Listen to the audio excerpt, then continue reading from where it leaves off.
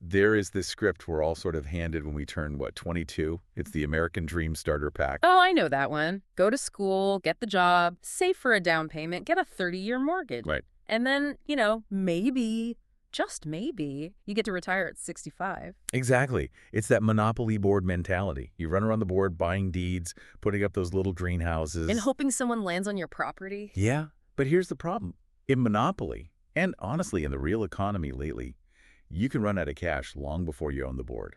That's the friction point. I mean, the barrier to entry for ownership is higher than it's ever been. Interest rates, housing prices. It feels like the ladder's been pulled up. But today, we're unpacking a concept that suggests ownership might actually be the slow lane. We were doing a deep dive into the age of access, not ownership. Mm-hmm. And our guide for this is a real estate expert, Jorge Garcia. He makes this comparison that at first I thought was a bit of a stretch, but the more I looked at the data, the more it held up. He compares the modern real estate investor to Uber or Airbnb. It sounds like a tech buzzword, but if you look at the mechanics, it makes perfect sense. I mean, Uber is the world's largest transportation company, right? Right. They own 0 cars. Airbnb is the world's largest accommodation provider. They own almost no real estate. They don't own the asset. They control the access to the asset. And that is the hook for today. Garcia's whole argument is that individuals, regular people, not tech giants, can apply that exact same logic to housing. You don't need the deed to get the check. Right. And we're talking specifically about something called midterm rentals, or MTRs. Okay, so let's define that, because I think people hear rental Yeah. and they get confused. Yeah, for sure. We aren't talking about a 12-month lease in an empty apartment, and we're definitely not talking about a high-turnover Airbnb. So is it just like a long Airbnb stay? What's the definition? Technically, yes, but operationally, no. A midterm rental is usually defined as a stay between 30 days and, say, 6 months. It's fully furnished, utilities are included, but the customer is not a tourist. That's the critical distinction. That's the key, isn't it? The customer. Because if I'm an aspiring investor, I hear rental, and I immediately think of 2 nightmares.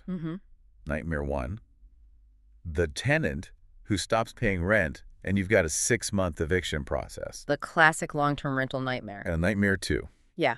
the bachelorette party that trashes my house, leaves glitter everywhere. And then leaves a 1-star review because it rained. Yes, Yeah. exactly. The 1-star review because of the weather. Well, Garcia calls that algorithm stress. You're fighting for visibility every single weekend, you're constantly tweaking prices, and you're dealing with these really high-maintenance guests who expect hotel services. So MTR, they just sit right in the middle of that. Exactly. It's the Goldilocks zone. You're moving away from that volatility and towards stability. You're not chasing tourists. You're building a business around businesses. Okay, let's drill down on that who for a second.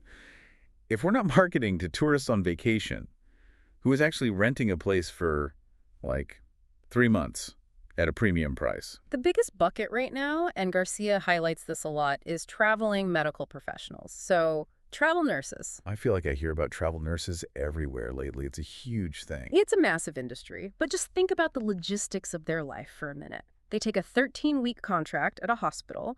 They're working 12-hour shifts 3-4 days in a row. Right. They don't want a hotel room where they have to eat takeout every night. They want a kitchen. They want blackout curtains. They want a home. And they have the budget for it. Their agency usually gives them a tax-free stipend specifically for housing. So yeah, they have the money, and they are the ideal tenant. They work, they sleep, they eat. They are not throwing parties on a Tuesday night. That sounds infinitely better than turning over a unit every Friday and Sunday. It is. And then you have the insurance sector. This one is huge and honestly overlooked by a lot of beginners. This is for loss of use coverage, right? Correct. So let's say a family's home has a kitchen fire or a pipe burst. It's awful. But they need somewhere to live for 4 to 6 months while it's being fixed. Their insurance policy covers that. So the adjuster has to place a family of 4, plus their dog, like immediately. They can't stick them in a Marriott for 6 months. It's too small, no kitchen, and it's actually more expensive. So the insurance company's the one cutting the check. Yes. And insurance companies have deep pockets. They aren't price sensitive like a budget traveler is. They just want the problem solved. So you have a professional payer, a long stay, and a family that just wants stability. Okay, so the why is clear. Stability, professional clients, better margins, less work.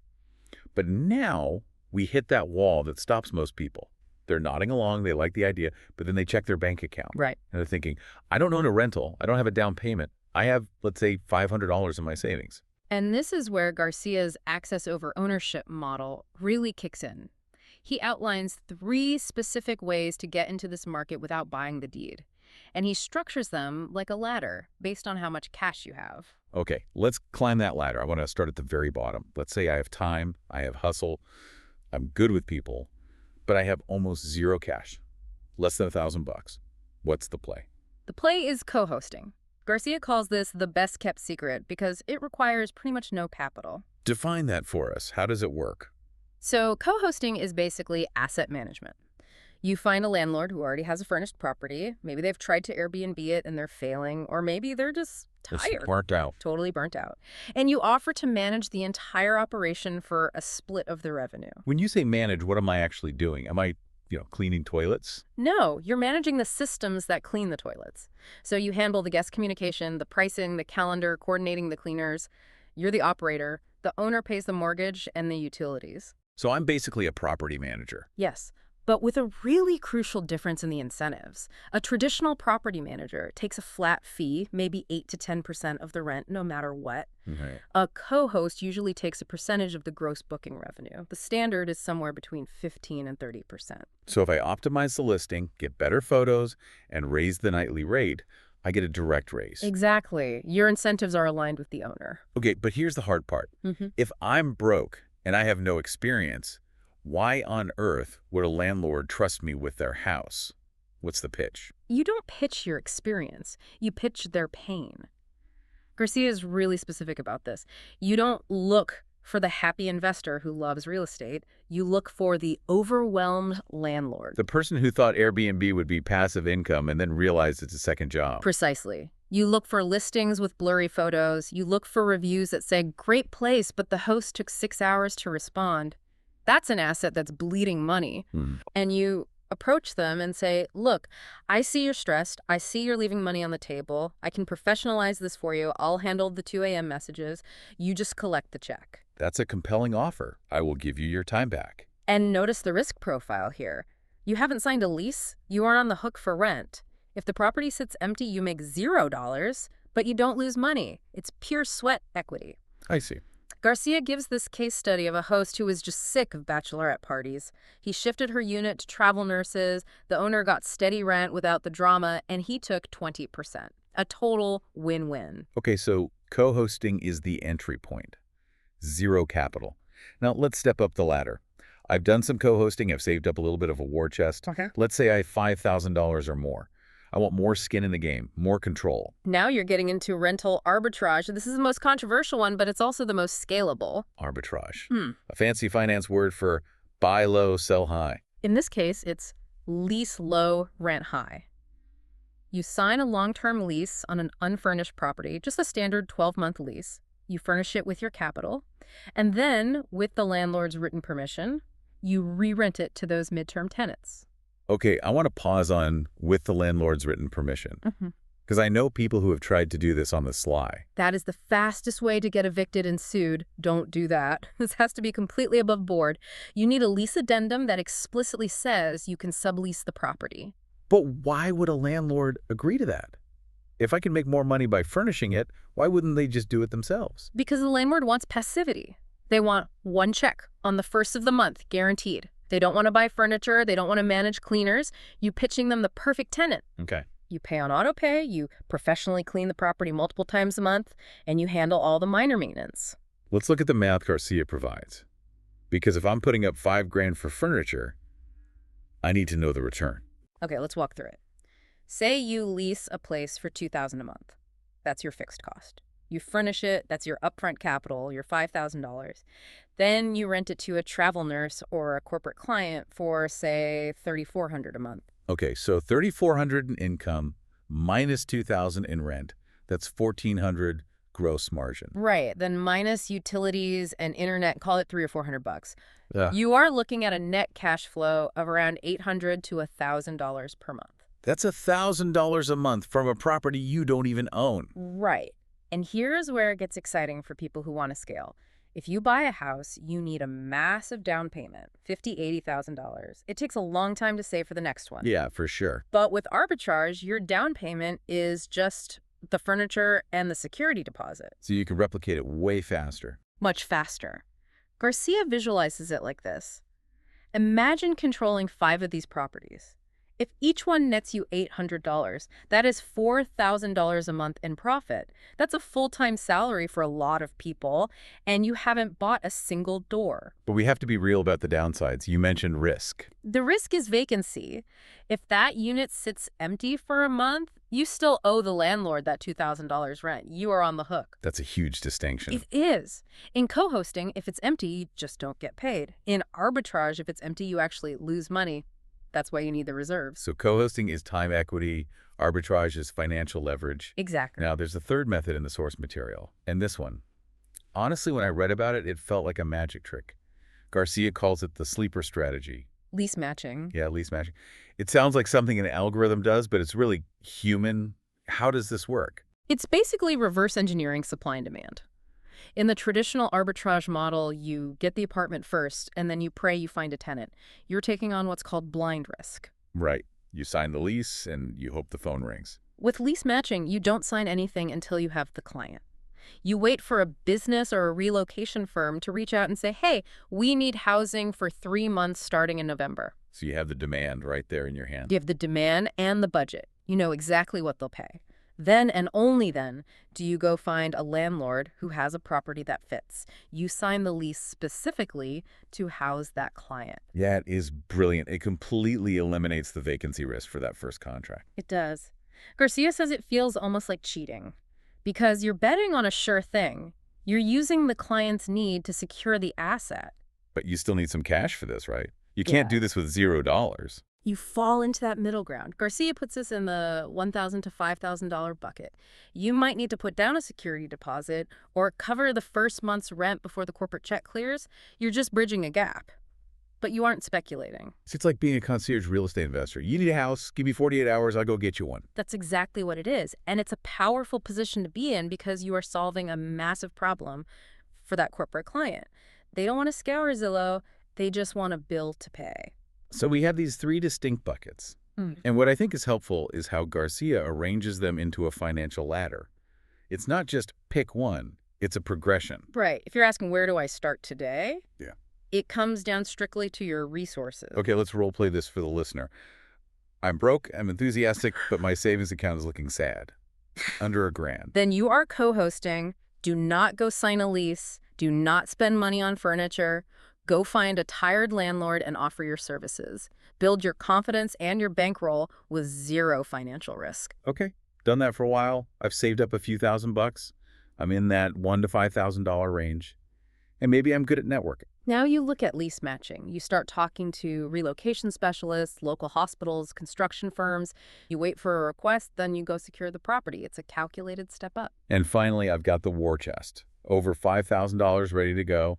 I want to build a portfolio. Then you consider rental arbitrage. You have the capital to absorb a vacancy if it happens, and you have the money to furnish a place beautifully to get those higher rates. You play for maximum control and cash flow. It's a ladder. You climb it, you don't have to jump straight to the top. And notice what isn't on the ladder yet.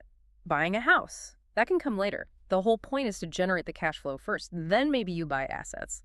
But you don't need to buy to start. That is the key shift. It's about access. I think for a long time, people felt locked out of real estate because they looked at home prices and just gave up. It's discouraging. But when you reframe it as a business of operations, not asset accumulation, the barrier to entry drops to almost 0. It reminds me of the Uber example from the start.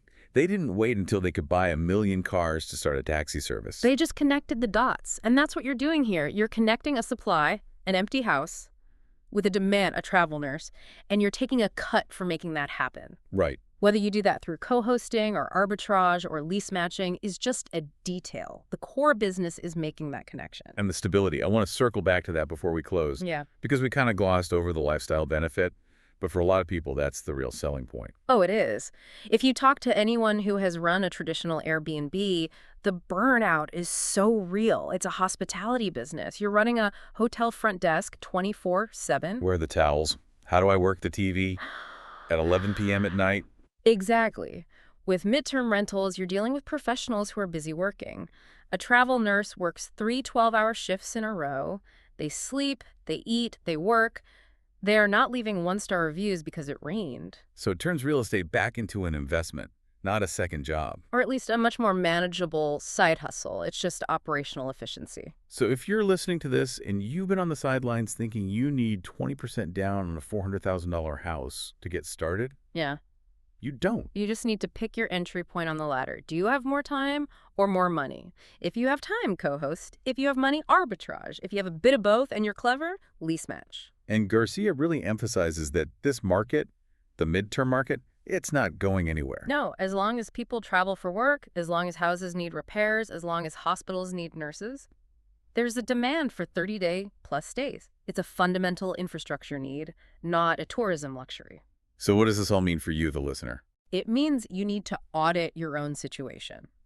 Stop looking at Zillow for houses to buy and start looking at your own constraints. If you have $500, go find a tired landlord. Your first deal doesn't have to be a purchase, it just has to be a contract. A contract, that's the new asset. In the age of access, the contract is more powerful than the deed, at least when it comes to cash flow velocity. Cash flow velocity. It sounds sophisticated. It's just a fancy way of saying getting paid sooner. Which we are all big fans of. Absolutely. This has been a really illuminating look at how the rules of the game are changing. We're not playing Monopoly anymore. No, we're playing the platform game, the access game. Before we wrap up, I want to leave you with one last thought to chew on. We talked about Uber owning no cars and Airbnb owning no hotels. And now we see individuals making thousands a month controlling houses they don't own. It raises a big question about wealth. Exactly. We've been taught that security comes from ownership. But in a rapidly changing world, is ownership actually a liability? Is the goal of buying a property actually the slow lane to wealth, compared to simply controlling the asset? If you're stuck paying for a roof repair, while the person controlling the asset is just collecting the check, who's really winning? It's definitely something to think about next time you pay your mortgage. On that provocative note, that's it for this deep dive. Thanks for listening, and we'll catch you on the next one.